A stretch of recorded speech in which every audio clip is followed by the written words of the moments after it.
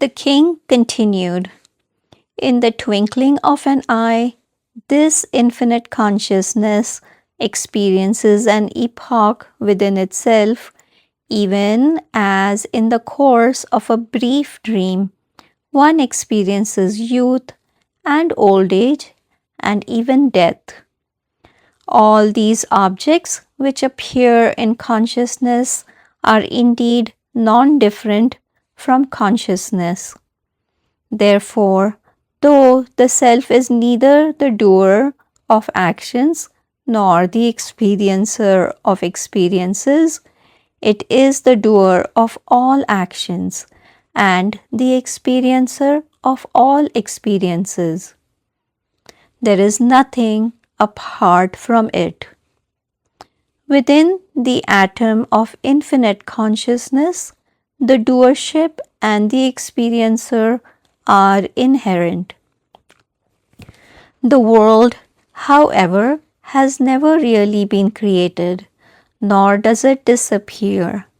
It is regarded as unreal only from the relative point of view. From the absolute point of view, it is not different from the infinite consciousness.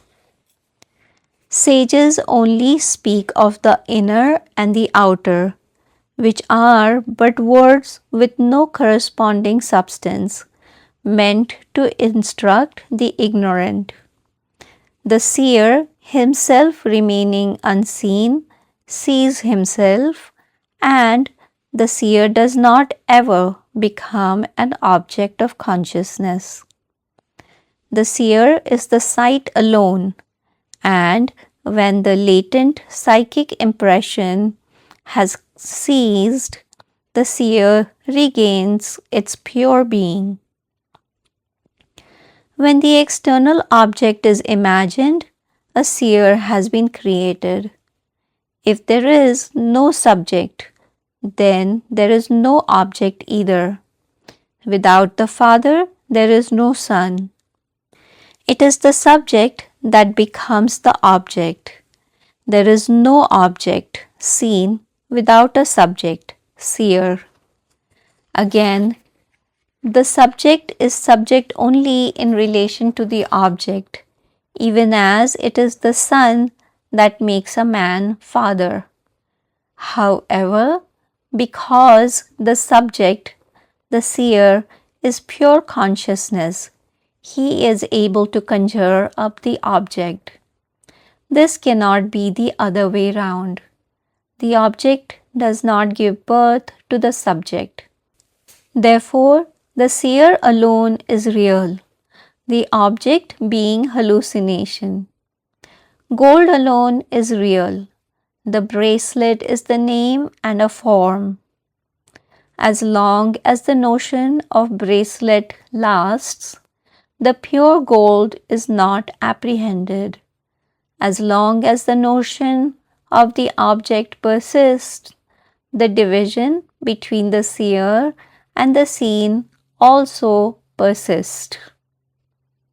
But just as because of the consciousness in the bracelet, gold realizes its goldness, the subject, that is the seer, manifesting as the object, the seen, realizes subjectivity, the consciousness. One is the reflection of the other. There is no duality. The subject exists because of the object, and the object is but a reflection of the subject. Duality cannot be if there is not one, and where is the need for the notion of unity if one alone exists?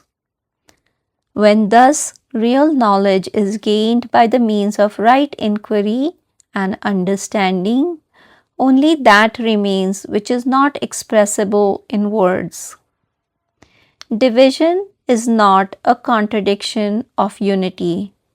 All this speculation concerning unity and diversity is only to overcome sorrow.